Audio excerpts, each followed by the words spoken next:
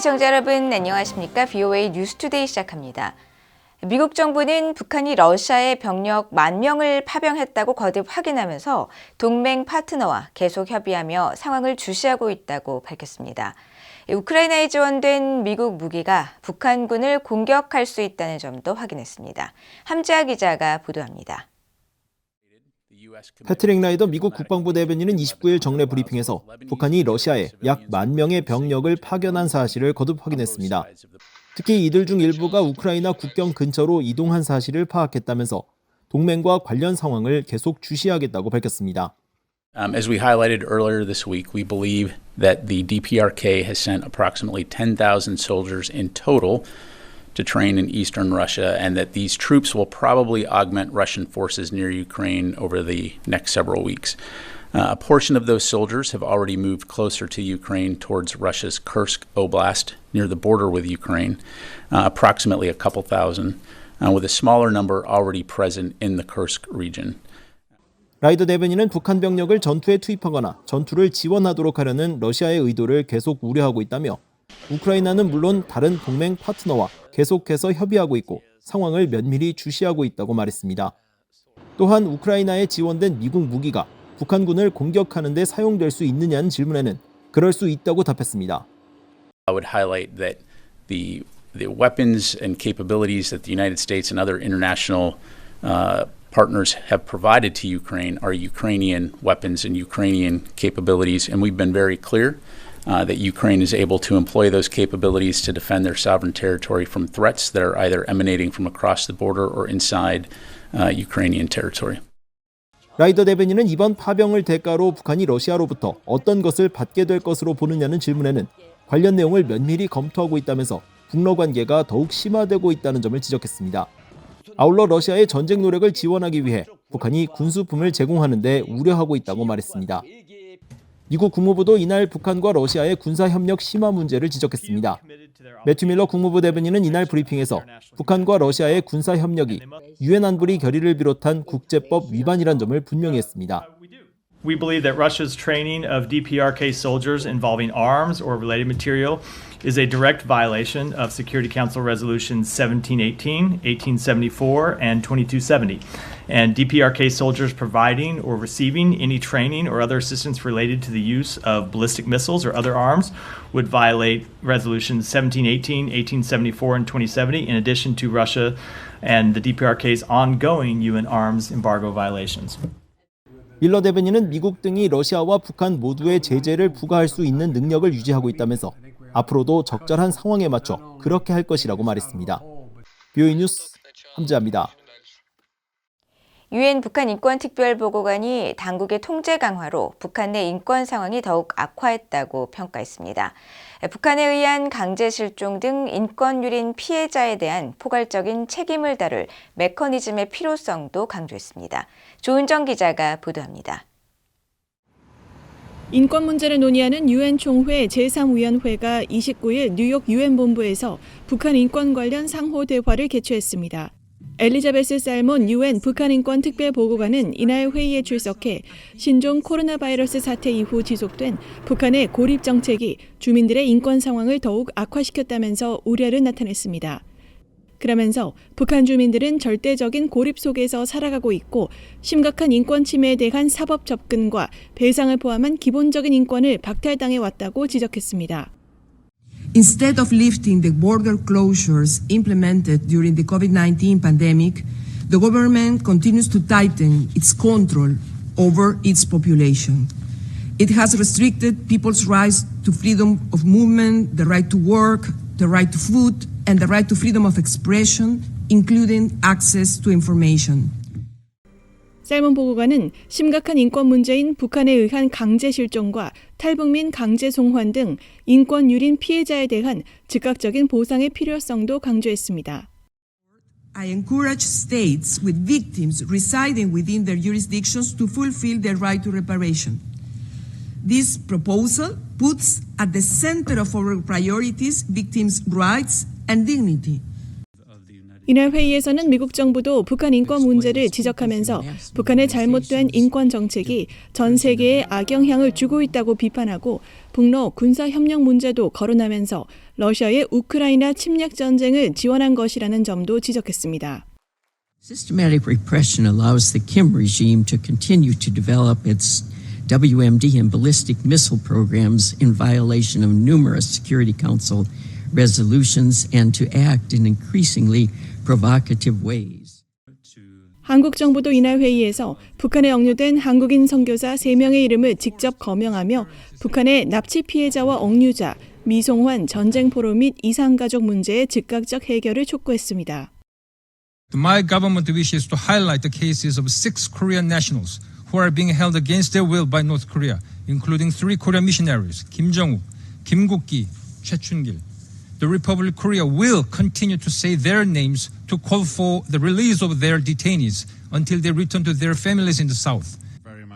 유럽연합 측은 이날 북한의 러시아 파병을 언급했습니다. 유럽연합 측은 북한의 군사화는 주민의 기본 인권을 희생시키는 억압 없이는 불가능할 것이라고 지적하고 북한 군인들이 러시아의 침략 전쟁을 지원하기 위해 파병된 것이 확인되면 이는 세계 평화와 안전에 중대한 영향을 미칠 것이라고 지적했습니다. 그러면서 자체로 심각한 인권 침해에 해당하는 징집군인과 강제노동으로 생산된 군수품이 제3국에서 또 다른 인권 침해를 저지르는 데 사용될 수 있다고 우려했습니다. 한편 북한은 올해도 자국 인권 상황을 논의하는 상호대화에 참석하지 않았습니다. VOA 뉴스 조은정입니다. 구축 문제를 다루는 유엔 총회 제1위원회 회의에서 북러 군사협력과 북한의 핵개발에 대한 국제사회의 우려가 제기됐습니다. 28일 열린 유엔 총회 1위원회 회의에서 브루스 터너 미국 군축대사는 유감스럽게도 일부 나라들이 러시아의 나쁜 행동에 힘을 실어주고 있다면서 중국, 이란과 함께 북한을 지목하고 북한이 러시아에 무기를 공급한 사실을 지적했습니다. 또 북한이 러시아의 전쟁 노력을 지원하기 위해 3,000명의 군인을 러시아에 파견한 것으로 평가한다면서 우리는 이러한 위험하고 우려스러운 상황을 면밀히 주시하고 있고 이러한 극적인 움직임의 의미에 대해 동맹 및 파트너들과 협의하고 있다고 강조했습니다. 또한 이란과 북한은 핵 프로그램을 확대하고 있고 두 나라 모두 수십 년 동안 대량 살상 무기와 관련 운반 수단의 확산을 견제해온 국제 제도를 약화시키는 탄도미사일 프로그램을 계속 추구하고 있다고 지적했습니다. 이날 회의에서는 또 포르투갈과 영국, 에스토니아, 유럽연합 등도 북러 군사협력을 규탄하며 자제를 촉구했고 북한은 이에 반발하면서 미국의 지속적인 전쟁 지원과 군사적 대결로 인해 영내 안보 환경과 전략적 균형을 불안정해지게 하고 있다고 주장했습니다. 줄리 터너 미국 국무부 북한인권 특사와 베스 벤 샤크 국제형사사법대사가 28일 한국 언론에 기고문을 내고 북한 인권이 더욱 악화됐다며 국제사회가 나설 것을 촉구했습니다.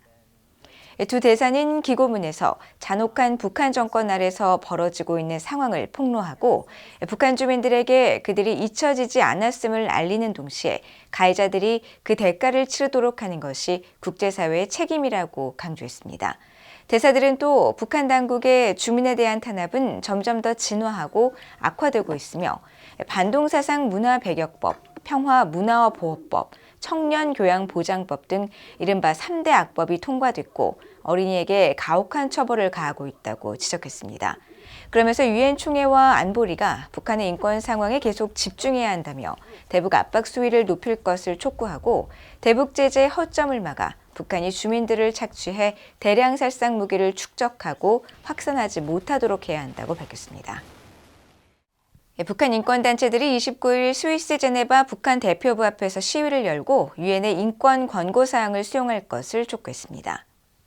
박지현 진검다리 공동대표와 김주일 국제탈북민 연대대표, 손명화 국군 포로가족회 대표, 이성희 6.25 전쟁 납북인사 가족협의회 이사장 등 북한 인권단체 관계자들은 이날 제네바 북한 대표부 앞에서 인권을 우선시하라는 등의 문구가 적힌 피켓을 들고 시위를 벌였습니다.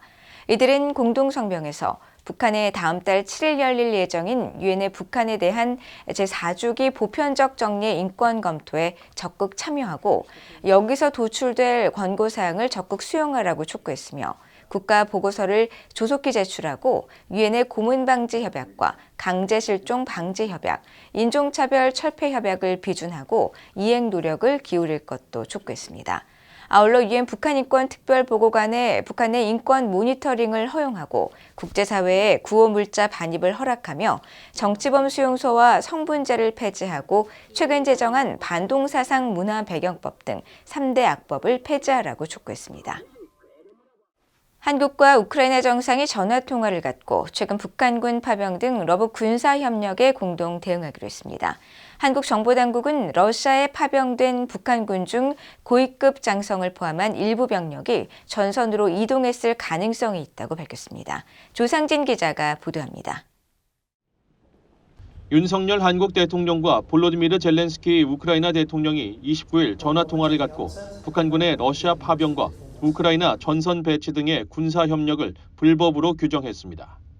한국 대통령실은 이날 보도자료를 통해 이같이 밝히고 두 정상이 북한의 병력 파병과 무기 지원을 가장 강력한 용어로 규탄했다고 전했습니다. 또 이 같은 러북 협력에 공동 대응하기 위한 전략적 협의를 갖기로 합의했다고 밝혔습니다. 윤 대통령은 특히 이번 통화에서 한국 정부는 우리의 안보를 위협하는 러북의 군사적 야합을 좌시하지 않을 것이라고 밝히고 앞으로의 전장 상황을 면밀히 관찰하면서 실효적인 단계적 대응 조치를 취해 나갈 것이라고 말했습니다.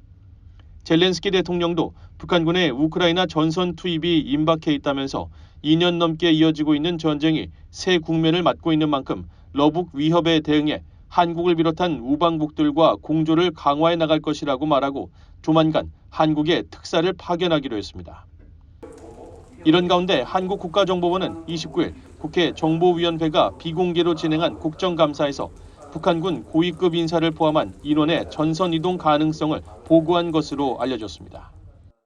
북한과 러시아 간의 병력 이동이 진행 중인 것으로 판단되며 고위급 군 장성을 포함한 일부 인원의 전선 이동 가능성을 열어두고 확인 중에 있다고 합니다. 또 러시아군이 북한군에게 러시아 군사용어 100여 개를 교육하고 있다며 북한군이 어려워한다는 후문이 있는 상태라 소통 문제의 해결이 불투명한 것으로 추측된다고 밝혔습니다. 그러면서 지난 23일에서 24일 모스크바와 평양을 왕복한 러시아 정부 특별기에는 북한군 파병에 관여하는 러시아 안보 핵심 관계자가 탑승했던 것으로 판단하고 있고 국제사회의 반발에 직면한 파병 문제와 관련한 이견 조율 목적으로 보인다며 이후 양측이 공이 사실상 파병을 시인한 것도 이런 방문 이후의 결과라고 국정원은 분석했다고 이성권 의원은 밝혔습니다. 한편 국정원은 최선희 북한 외무상이 러시아를 방문했다는 보도와 관련해서는 북한군 파병과 관련한 후속 조치를 논의하기 위한 것으로 판단하고 있는 것으로 전해졌습니다. 앞서 북한 대외관용 조선중앙통신은 최 외무상과 일행이 러시아 연방을 공식 방문하기 위해 28일 평양에서 출발했다고 밝혔으며 최 외무상은 세르게이 라브로프 러시아 외무상과 만나 국제사회의 파병 반대 여론과 공동 대응 강화 기조에 대한 맞대응을 논의할 것이라는 관측이 이어졌습니다. 전문가들은 한국 정보당국이 적극적으로 북한 파병 부대 동향 등을 국제사회에 공개함으로써 관련 문제에 대해 선제적이고 적극적인 대응을 주도하고 있다고 평가했습니다. 한국 같은 경우에는 이 문제 자체를 대북 압박용으로 활용할 수 있는 아주 좋은 호재로 북한에 대한 압박을 가중시킬 수 있는 국제적 여론 이런 걸 모을 수 있는 호재로 지금 활용하고 있는 상황이어서 그런 의미에서 한국이 정보기관을 공개적으로 동원해서 문제를 제기하고 있는 상황이 아닌가 싶은 생각이 들어요. 전문가들은 또 북한 김정은 국무위원장의 입장에서 러시아 파병은 국제사회와 내부의 비난과 저항을 부를 수 있는 일종의 모험이라고 평가하면서 북러 양측 모두 위험을 감수해야 하는 절박한 상황임을 보여주는 것이라고 지적했습니다. BOA 뉴스 조상진입니다. 러시아가 파병의 대가로 북한의 전략핵 잠수함과 관련한 여러 기술과 정보를 제공할 가능성이 있다고 미국의 전문가가 지적했습니다. 데니스 와일더 전 백악관 아시아 담당 선임 보좌관은 29일 전략국제문제연구소 CSIS가 주최한 세미나에서 북한군 파병 대가로 러시아가 제공할 반대급부의 우려를 나타내면서 대륙간 탄도미사일 재진입 기술이나 전략핵 잠수함 기술 등을 열거했습니다. 특히 북한의 전략핵 잠수함이 서태평양을 활보하는 상황은 우리 모두에게 엄청난 골칫거리가 될 것이라고 지적했습니다. 미 해병대 사령관을 지낸 마크 켄시언 CSIS 국제안보 선임 고문은 북한군의 러시아 파병이 미한 동맹에 미칠 영향에 대해 군사 및 전략 측면에서 양국 관계는 매우 긴밀하게 유지되어 왔다면서 북한 위협이 악화되지 않을 것이기 때문에 한국 내에서 미군의 필요성은 오히려 강화될 것이라고 관측했습니다.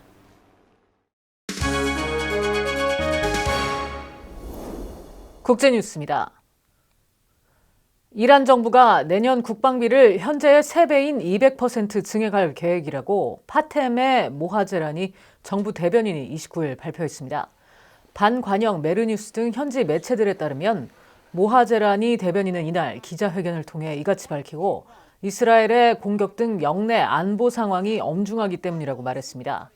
앞서 이스라엘은 이란이 180발이 넘는 미사일을 이스라엘 곳곳에 쏜 데 대한 보복으로 26일 이란의 방공망을 비롯한 주요 군사시설을 공습한 바 있습니다.